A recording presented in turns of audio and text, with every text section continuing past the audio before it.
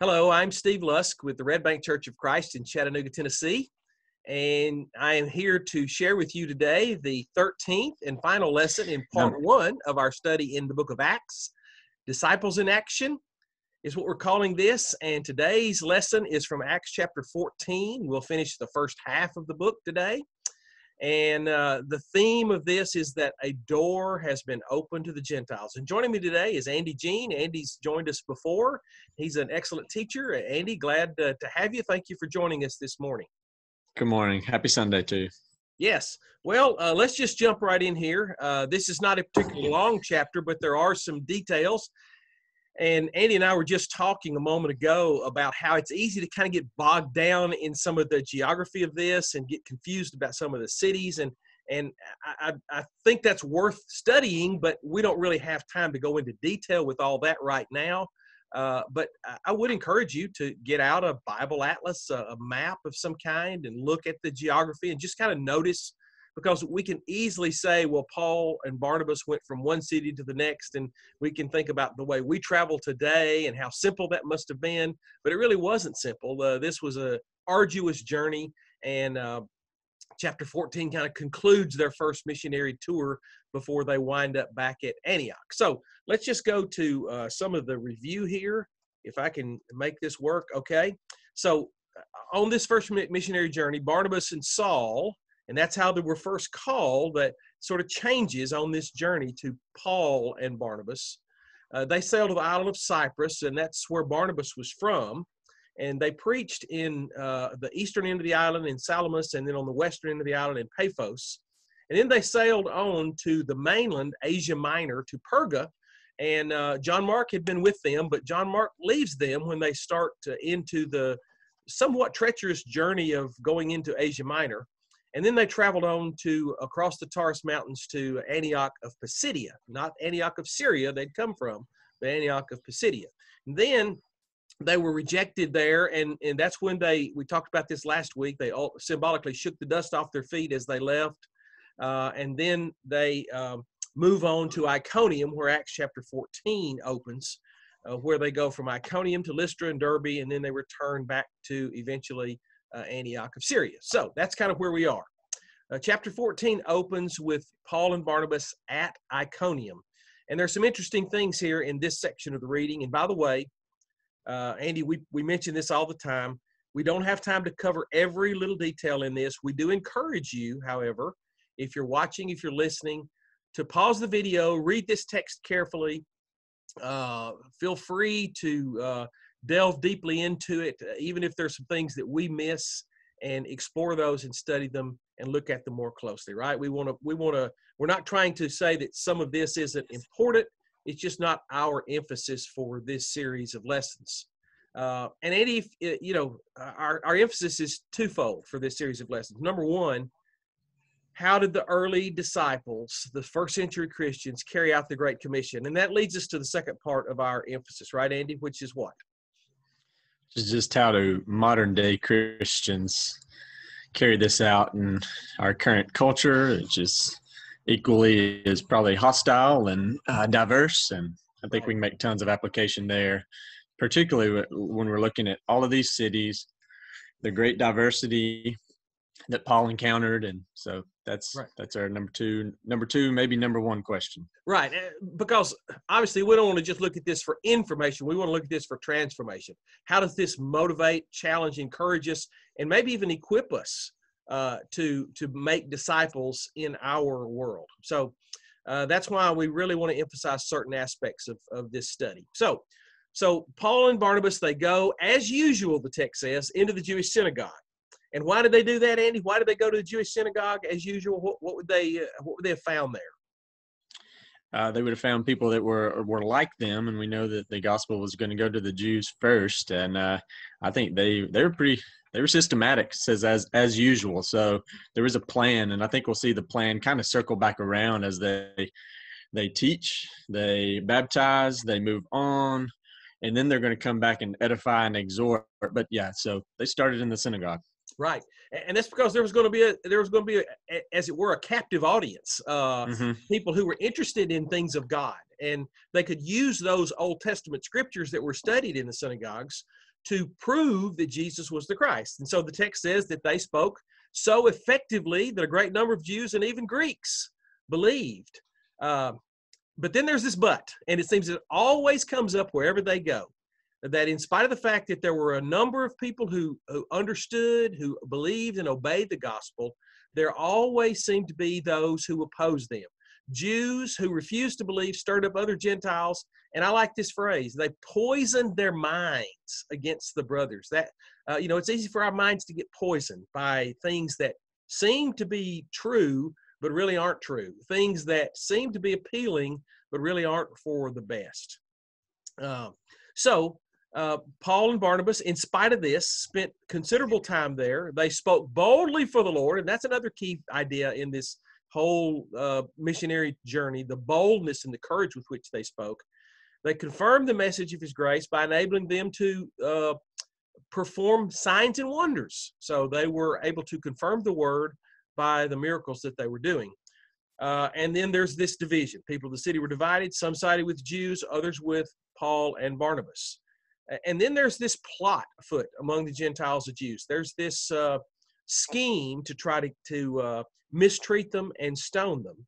They find out about it, and so they flee to these Lycaonian cities of Lystra and Derbe into the surrounding country, where they continue to preach the gospel. So it's going to be interesting that Luke says there was a plot to stone them at Iconium, and later Paul is going to get stoned. And so he flees one place where he was threatened with stoning to another place where he actually is stoned. So let's just look at a couple of things here. First, the results of Paul and Barnabas as they were speaking for the Lord. What happened? Yeah, so both groups believed. Some didn't. But, even in the side that believed, we've got to call it success, because when the gospel reaches a wide audience. So Absolutely. Greeks and Jews came, followed, but then at the same time, there was a group that didn't believe, and we know that to be almost the norm, even though we don't want to accept it, but it's the norm of a response to the gospel. Mm-hmm. But it's also probably part of what's intended here for Luke to portray that yes, some believe, some don't, and the gospel message continued to be preached even in spite of those who didn't believe. But even with those that didn't believe, we're going to see the hostility, and we're going to learn about how to react to hostility. But so some believed, some didn't. Yeah. And the ones that didn't started working together, which is unlikely partners. Yeah, that's right. Some people call the book of Acts the book of conversions, and it certainly is. It tells a number of conversions everywhere the gospel went. But it's also a book of non-conversions. It's a book of opposition. Mm-hmm. And so there is a message for us. And that kind of leads me to this question. They were forced to leave Iconium. So what did they continue to do in spite of the fact that this persecution was being ratcheted up against them? Yeah, so this morning I read chapter 14 in isolation, but then when you go back to chapter 13, they clearly told that Antioch group what their message was, and the Antioch group rejected the message, and they said, "Well, we must press on." So we see continued pressing on. Right. So they continued to spread the gospel, but it was probably more of not only just continuing to spread the gospel, but just the idea of perseverance and continuation of what their mission was. So it was very singular, it was a very singular mission, and it was to take it to the Gentiles. That's what they said in chapter 13. And then, what is the message of perseverance for us in the face of discouragement? The first thing that jumped up to me was, the Gospels are a gift, and then so is Acts. Acts is just where we saw Peter continuing the things that Jesus promised to him. But, Jesus, I guess one of the things that jumps out to me right here is just the parable of the sower. The parable of the sower is coming to life. Right. From Matthew chapter 13. Right. Yeah. There's all different kinds of soil, and there's going to be all different kinds of results when we spread the word. And yet it's so easy for us to get discouraged, isn't it? I mean, we try to make an impact in someone's life, both by our living, our example, as well as by our teaching. And some people just reject that. And it's easy to get down, to get discouraged, and really to take that personally. And it seems that Paul and Barnabas and really all the first century Christians that we see in the book of Acts, you mentioned Peter and John and others, they didn't take it personally. They were so focused on that mission that they just kept on keeping on. So perseverance, commitment, consistency, all of those are ideas that we can learn from looking at what they did and how they faced discouragement. Yeah, and just some of the notes that we as teachers had was just that they didn't let the rejection negate the conversions. So right, and rejection hurts always. Absolutely, yeah. There's nothing wrong with being hurt when we're having our heart broken when people reject the gospel. It ought to break our hearts, but it ought not discourage us to the point that we quit. I guess that's the point to make. So then this next section is a little bit longer section, and they go to Lystra. And at Lystra, they encounter this lame man. And it's very similar to what occurs back in Acts chapter 3 when Peter and John go into the temple, and at Solomon's porch, they encounter this lame man who was a beggar. He sat there every day, and he begs alms from people as they're coming and going into the temple area. And so there's this man in Lystra. Maybe he was in the marketplace. We don't know exactly where he was, but he was listening to Paul, who was speaking. And Paul looks at him in the same way that Peter looks at the man in Acts 3. And Paul sees that he has faith. And he says, "Stand up to your feet." And the man jumps up and begins to walk. A very similar occurrence. There are some differences, but very similar to what happened back in Acts chapter 3. And we know that ultimately that led to Peter and John being called before the Sanhedrin Council and being questioned and being told not to preach and teach anymore. Well, this also causes some problems, this miraculous occurrence, because what happens is the crowd here in Lystra, this Lycaonian city, begins to shout, "The gods have come down to us in human form." You see, there's this legend that Zeus, the god of gods, the head of the gods, Jupiter or Zeus, and Hermes and other gods had once resided in this city, and because the people had rejected them, they had left. And now these people see Paul perform this miracle, and they say, "They're back." And so they call Barnabas Zeus. He must have been the more impressive looking one, statuesque. Probably Paul is often portrayed as being small and not very much to look at. And Paul they called Hermes because he was this messenger, the chief spokesman. And so the priest of Zeus, there was a Zeus temple right outside of the city of Lystra. He starts preparing bulls and wreaths and brings them to the city gates because they want to make sacrifices to Paul and Barnabas, whom they thought were gods. Paul and Barnabas find out about this, and they tear their clothes, which was a Hebrew way of expressing anguish. Just horror at what was happening. But they rush out in among the crowd saying, "Why are you doing this? We're human just like you." And then they launch into this brief apologetic about God versus gods, small g gods. Here's what they say: "We're bringing you good news, telling you to turn from these worthless things to the living God who made the heavens and the earth and the sea and everything in them. Now, in the past, he let all nations go their own way." And the implication there is that he doesn't anymore. He has a way for them to go. But he has not left himself without testimony. He's shown kindness by giving you rain from heaven and crops in their seasons. He provides you with plenty of food and fills your hearts with joy. In other words, this is the God who sustains you. This is the God who gives you life. And he has a way for you to live. But even with these words, these people still wanted to offer these sacrifices, and they could hardly keep them from sacrificing to them.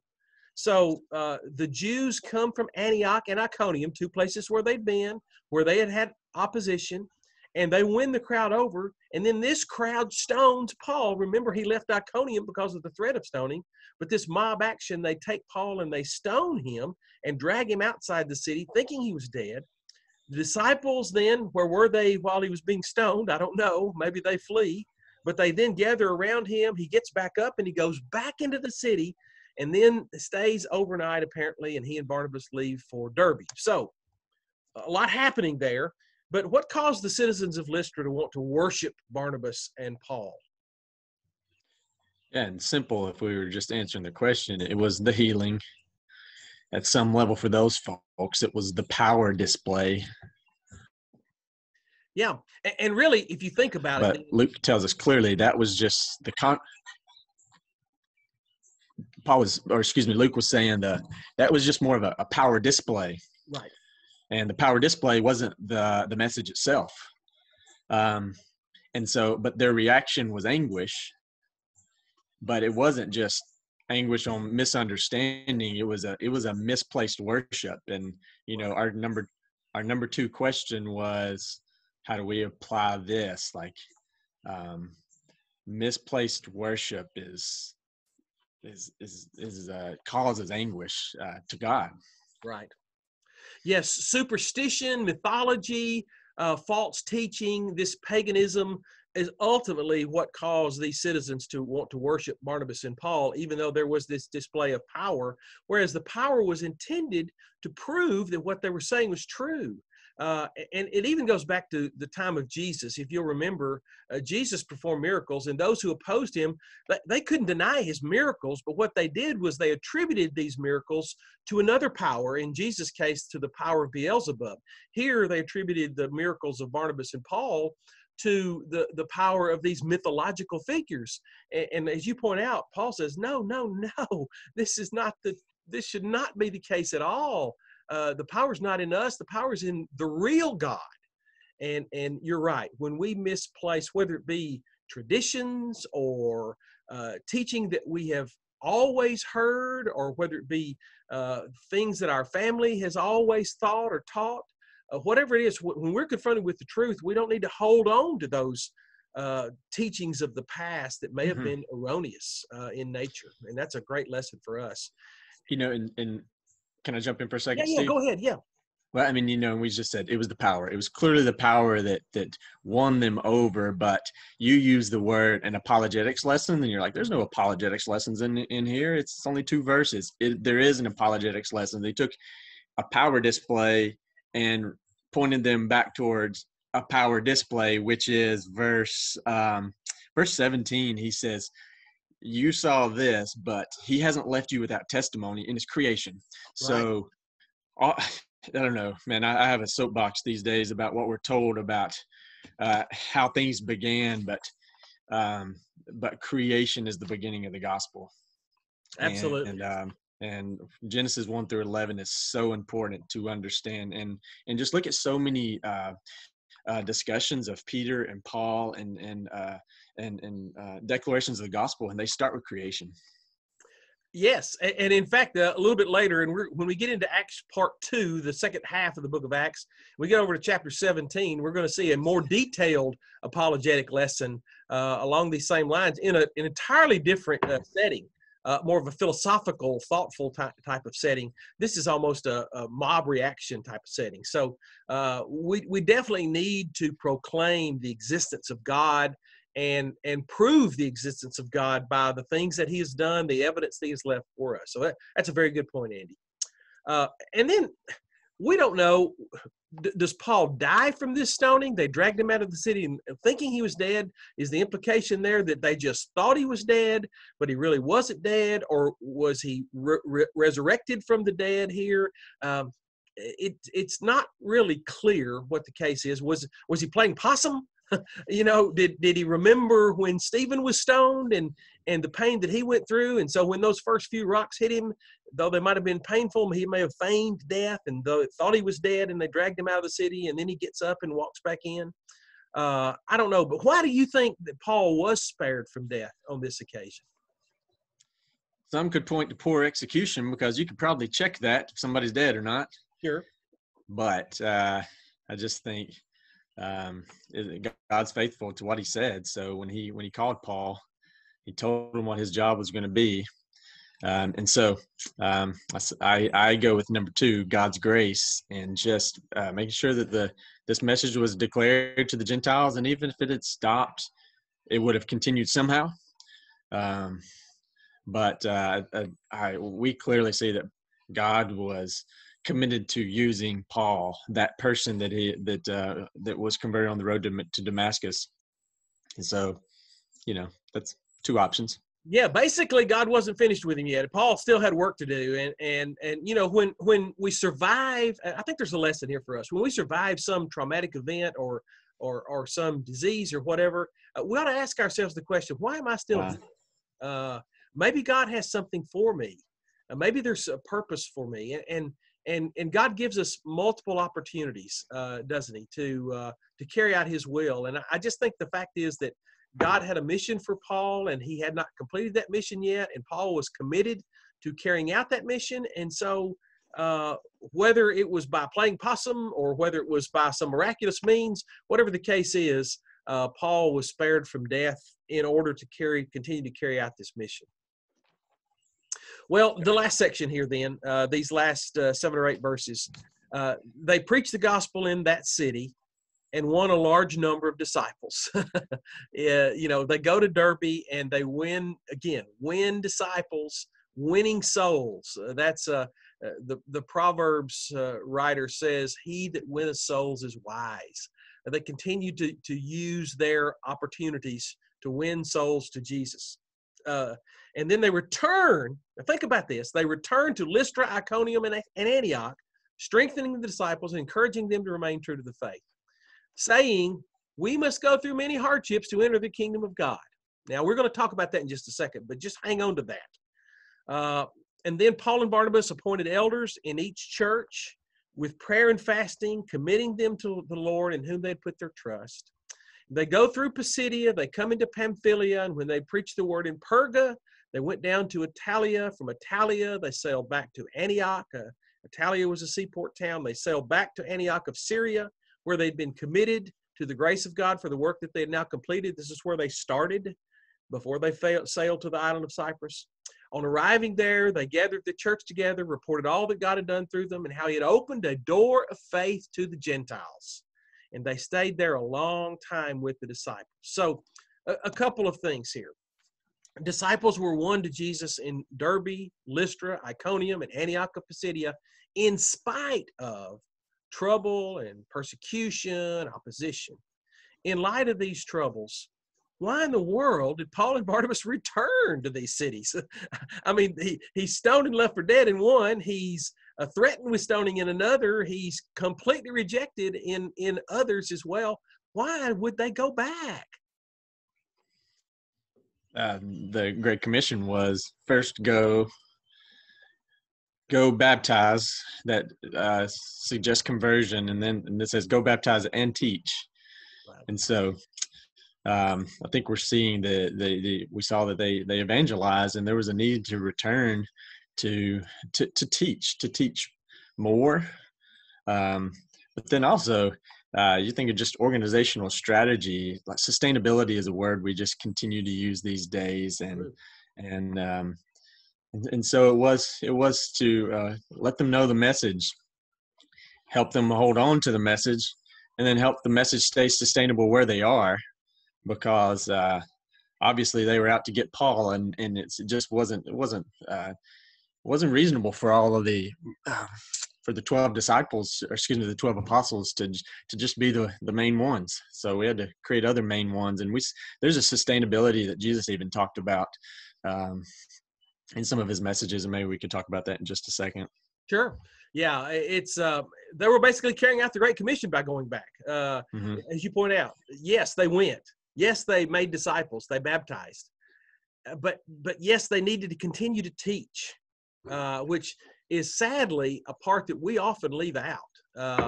In our emphasis to evangelize, we fail to disciple people or make disciples of people by teaching them all that has been commanded. And that's where the ongoing process of discipleship occurs, isn't it? That's a lifelong pursuit, really.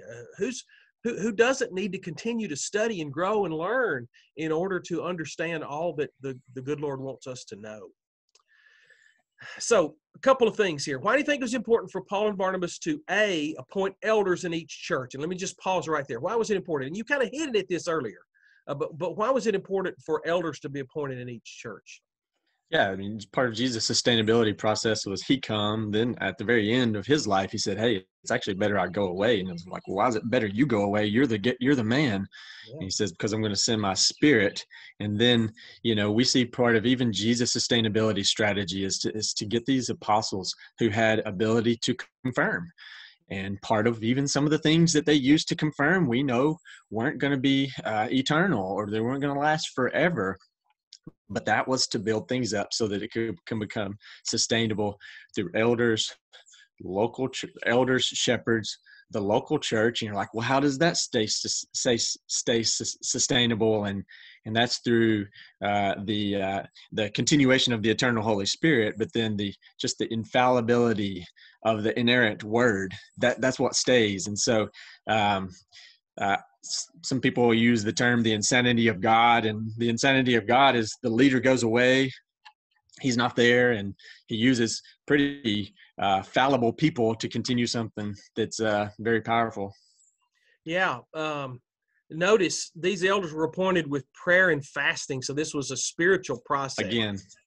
Once again, they were committed to the Lord. They were the ones who put their trust in the Lord. So, it's this. Paul put it this way in 2 Timothy 2:2. The things you've learned, he said to Timothy, and we'll get to Timothy later in Acts as well. Not too much later. I think it's in chapter 16. But he said, the things that you have learned among many witnesses, you commit these to faithful men who will be able to teach others also. And that's that process of passing it along. We say that we're one generation away from apostasy, from falling away. And it's imperative that each generation teaches the next. And so that's the concept of, like you say, sustainability. And that's a kind of a hot button word these days when it comes to our planet and our resources. But you think about it, the most precious resource we have is the Word of God and the message of hope that it contains. And so that ought to be sustainable as well. That's a really good word. I like that. And then why do you think it was important for Paul and Barnabas to gather the church together when they returned to Antioch of Syria after their journey was complete? Why was that important? Logically, everybody couldn't experience everything they had seen, but I just see this as this roundup, encouragement, edification, opportunity. And, I tell you what, every time our brothers come from the South Pacific or from England and come to talk to us, mm-hmm. you kind of start, but sometimes we start by like, man, I haven't seen them in a while. I can't remember everything about this or that gentleman, but Callie and I, it's without exception on the way home from worship, we're like, man, we've got to be more committed. Every time we hear Robert Martin or our brothers from England talk, or it's just there's something powerful in that opportunity. Absolutely. It's part of that teaching others also. They're saying this works. The door of faith has been open to Gentiles in the same way it was open to you here in Antioch. It's open to other places as well. And that's the whole theme of this lesson. The door of faith has been open to the Gentiles. The gospel is for all. It really is. It works. It changes people. And that's got to be an encouraging thing. And when we hear of others in other places that are preaching the gospel and lives are changed, it ought to encourage us. Not just to say, yay, good job, way to go out there, you guys go get them, but rather, like you say, it ought to challenge us. Who are we teaching? Who are we reaching out to? How are we making an impact? So it was an encouragement. It was also a challenge to them, I believe, in Antioch of Syria. So, and by the way, he said, this is hard. This is going to be hard. He says to all the brothers in Derbe, Iconium, Antioch, And I think also in Antioch of Syria, he probably repeated this. This is sometimes difficult. It's easy for us to say all these wonderful blessings of being a Christian and all the hope and all the promise. But Jesus said, you're going to have to take up your cross and follow me. He said, you're going to have to leave father and mother and brother and sister and those kinds of things. You're going to have to leave behind your old life. So it's not always easy to be a disciple of Jesus, is it? And that's one of the messages that Paul left with these folks. And that was Jesus' parting message in John 15:16. Said, if the world hates you, it hated me first. If they persecuted me, they're going to persecute you. He reminds them, in this world, you're going to have trouble, but take heart. And I think that's part of this roundup, take heart. I've overcome the world. But then even we have a little family study. We're going through Philippians right now, and it's about joy in the midst of persecution. And that is joy while Paul's in prison, which is like, where does that come from? But Philippians 1:29 says, it is granted on behalf of Christ, not only to believe, which that's the good stuff, not only to believe, but also to suffer. And so case and point. Right. So let's close with a couple things. Yep. Let's reflect on the progress that the early disciples made in spreading the gospel message. By this time, we're late 40s. Okay, if the church was established somewhere around 30, then it's been roughly 20 years that this has happened, and already the gospel has spread as Jesus admonished his disciples to do, from Jerusalem to Judea, the region surrounding Jerusalem, and Samaria, and then to the outermost parts of the earth, or the ends of the earth. It's spreading. In 20 years, it's already spread into the Gentile world. Compare their progress in spreading the gospel with ours, or maybe contrast in some cases. What advantages do we have over them today? What do we have that they didn't have to spread the gospel? I think that's an interesting thing for us to think about and consider. Some of the things that we have. For example, I'll just throw this one out there. This means right here that we're using today. They didn't have this kind of technology where they could talk into a little camera and a little microphone, and the message could get out there to who knows how many people, at least theoretically. Whether people accept it or use it or not is another thing. So that's one example of an advantage that we might have over them. Can you think of others? The complete word is obviously our benefit, and Right. it's probably something that it's something that we don't use as we should. Compare progress and spreading of them to us. Urgency would be probably the word that comes to mind for me. Seeing that message as urgent for today, not urgent for just the near future, but urgent for today.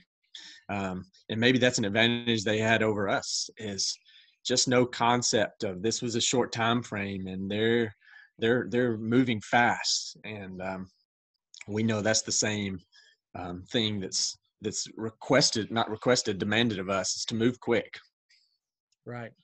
We have the advantage of travel. It was difficult for them to travel. We can travel about the world. And even though there are some hoops we have to jump through when we travel from one country to the next, it's relatively easy. You can be from one side of the world to the other in a matter of a day, whereas it would have taken many days for Paul to have made just some of these relatively short journeys that he made.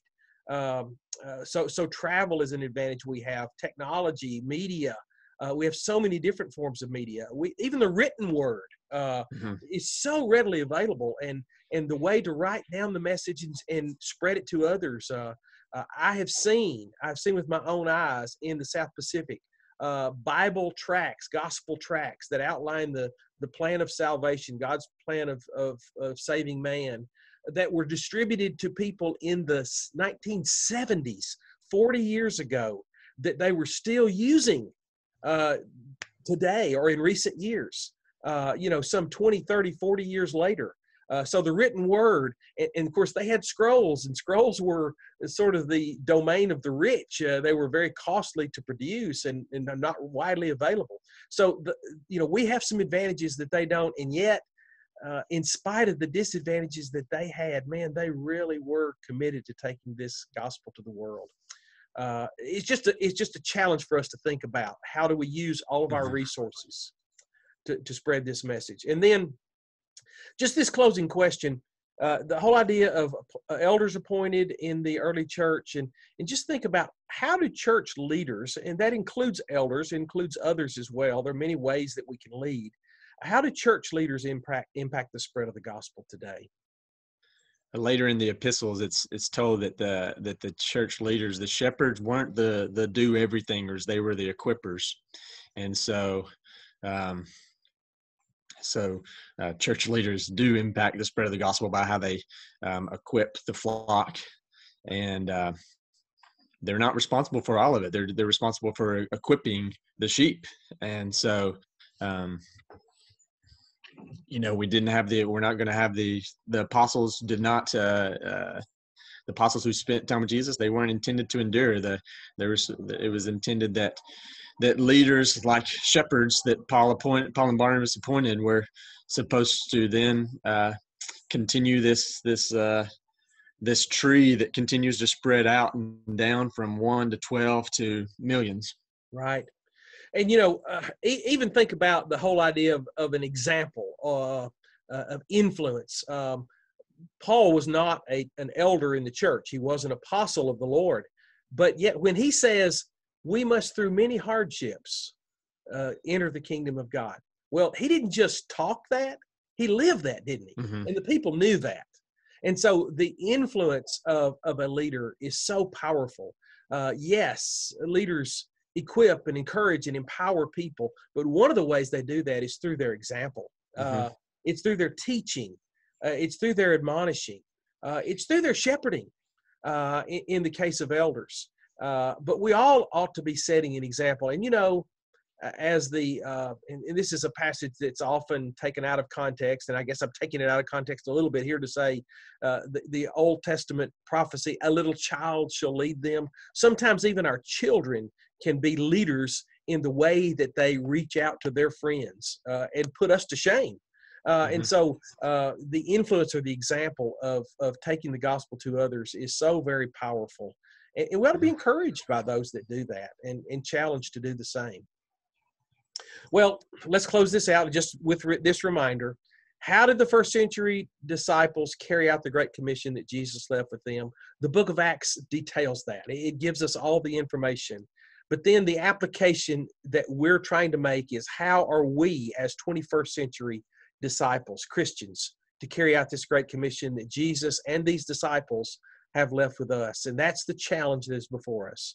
And our prayer is that these lessons will not only inform us, but they will motivate and encourage and transform us into disciples that make disciples so that this process continues. In a lot of ways, we're writing the 29th chapter of the book of Acts.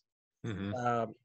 And of course, there are only 28, but we're writing the continuing story of the gospel. So I pray that we will continue to write that in a way that pleases God. Andy, again, thank you for joining us. Thank you for your insights. Appreciate you so much. You're a good teacher. You're a good husband and father, and we appreciate your example and your influence. And thank you for spending the time with us today. Thank you. We miss everybody. I hope this is something that you can use yourself. Pass it on to somebody. Hit copy on that link and text it. Absolutely. Yes. Share this with others if you think it's worthwhile. And certainly even if our teaching's not worthwhile, just by reading this text and following the example of the early Christians, that'll be worth your while. Well, thank you for joining us. We're going to sign out now, and we hope you have a great Lord's Day.